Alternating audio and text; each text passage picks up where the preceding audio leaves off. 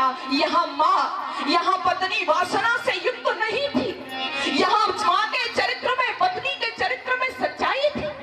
तुलसीदास की रामचरितमानस का पाठ आप करते हो ना, घर घर में गाई जाती है ना रामचरितमानस, लेकिन आपको पता है कि तुलसीदास को तुलसीदास किसने बनाया? पता है आपको? तुलसीदास के विषय में जब पढ़ोगे तो पता चलेगा। तुलसीदास अपनी पत्नी से बहुत प्रेम करते थे। कहते हैं एक बार पत्नी रत्ना, जिसका नाम था, तुलसीदास को छोड़ करके अपने गांव को चली गई। तुलसीदास उसकी विरह वेदना सहन नहीं कर सके और कहते हैं पीछे पीछे उनके चल दिए।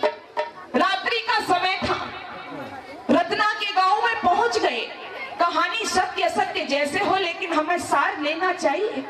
तो पढ़ने में आता है कि रत्ना के पीछे पीछे पहुंच गए। रत्ना के घर पर रात हो गई, ताला लगा हुआ है, रत्ना छत पर सोई हुई है। तो जैसे ही रात्रि में उसकी नेत्र खुलते हैं, आंख उसकी खुलती है, तो क्या देखती है कि तुलसीदास पास में खड़े हुए हैं। चौंक गई एकदम से, कहती है पतिदेव आप यहाँ कैसे? घर के सारे दरवाजे बंद हैं, बिजली चमक रही है, मौसम भी सही नहीं है, बादल घिलघिला रहा है, लेकिन आप यहाँ पर कैसे?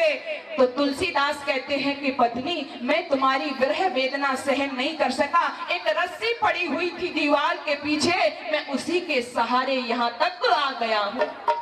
बहनों और भाइयों, रत्ना ने जाकर के देखा कि रस्सी यहाँ किसने डाल दी। तो पढ़ने में आता है कि जब जाकर के वहां देखा तो एक सांप वहां पर लटक रहा था। कहते हैं तुलसीदास पत्नी के मुंह में अंधे थे और उस सांप को पकड़ के ऊपर आ गए। घटना जो भी हो, लेकिन जब ये हुआ, रत्ना ने देखा मेरा पति मेरे प्रेम में इतना अंधा है, तो रत्ना कहती है पतिदेव से कि पतिदेव जैसी नियत काम पर, जैसी नियत काम पर वैसी हर पर होए, और चले जाओ बैकुंठ को बाहन पकड़े कोए। और इस वाक्य ने तुलसीदास का हृदय परिवर्तन कर दिया, और वही तुलसीदास जिसकी रामचरितमानस का आज हम घर घर में पाठ करते हैं। लोग बुराइयां ज्यादा देखा करते हैं।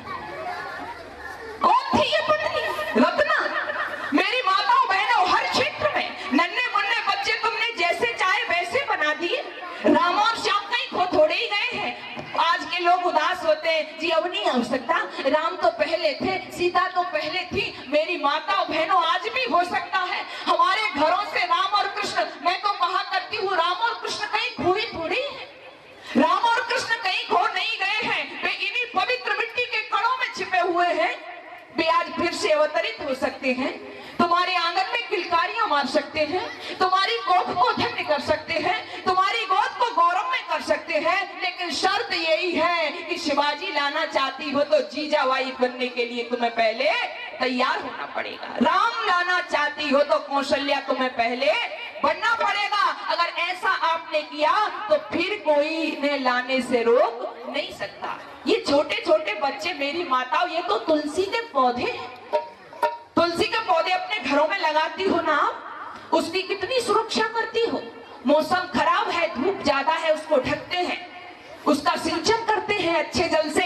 ये नन्हे मुन्ने सुकुमार तो तुलसी के पौधे हैं, और इन तुलसी के पौधों का सिंचन आप वासना रूपी शराबों से नहीं बल्कि संस्कारों से करो।